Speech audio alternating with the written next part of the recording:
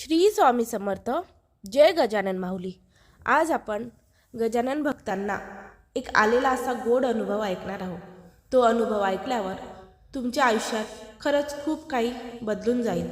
ते ऐकल्यानंतर तुम्हाला कळेल की गजानन महाराज कसे आपल्या भक्ताच्या हाकेला धावून येतात. गजानन महाराजांना आपल्या भक्ताची नेहमीच काळजी असते. त्यामुळे कितीही संकट आले, काहीही आले तरी आपण घाबरून जायचं नाही. फक्त गजानन महाराजांकडे धावा करायचा.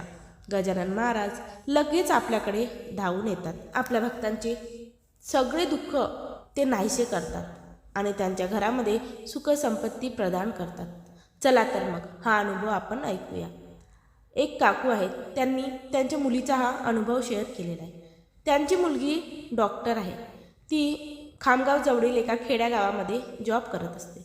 तिच्या शिफ्ट बदलत राहतात. कधी सकाळी, दुपारी तर कधी रात्रीची अशी शिफ्ट राहते. तर त्या दिवशी तिची दुपारची शिफ्ट होती आणि खूप रात्र झालेली तेव्हा तिची शिफ्ट संपलेली.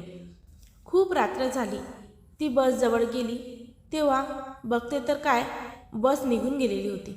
तिला तर खूप भीती वाटली. रात्रीची वेळ, एकटी मुलगी, काय करायचं? ती खूप घाबरून गेली.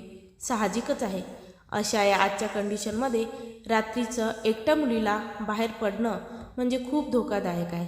त्यामुळे ती तर खूप घाबरून गेली. त्यानंतर तिने तिच्या गळ्यात असलेलं गजानन महाराजांचं लॉकेट बाहेर काढलं आणि गजानन महाराजांना धावा करू लागली.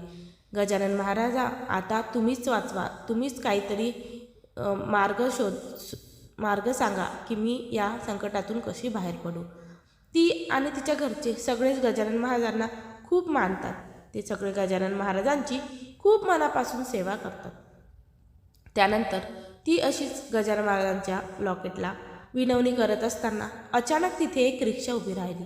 ते रिक्षातले काका तिला म्हणाले, चल मुली, मी तुला घरी सोडतो. ती थोडी घाबरली. तिला वाटलं रिक्षामध्ये तर कोणीच नाही आहे, आपण एकटं कसं जायचं.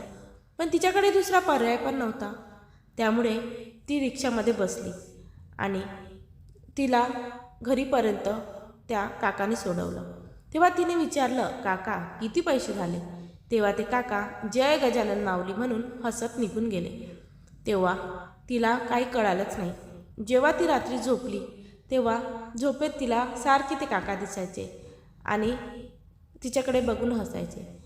आणि तिला तेव्हाच लक्षात आलं की हे दुसरं कोणी नसून आपले गजानन माऊलीच होते. ते आपल्याला घरी सोडायला आले होते. हा एक थरारक असा अनुभव मी तुमच्यासोबत शेअर केला आहे. त्यामुळे गजानन महाराजांवर विश्वास ठेवा. ते नेहमी आपल्या भक्तांच्या हाकेला धावून येतात. ते आपल्या भक्ताला कधीच एकटं सोडत नाही. त्यामुळे नित्य नेमाने त्यांची सेवा करा. नेहमी त्यांच्या.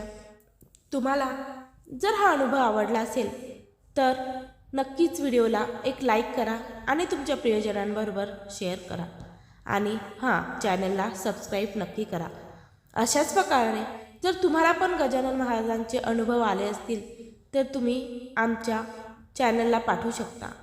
व्हॉट्सअप नंबर दिलेला आहे डिस्क्रिप्शनमध्ये, त्याद्वारे पाठवा किंवा मेल ID पण दिलेला आहे, तिथे तुम्ही पाठवू शकता. जय गजानन माऊली.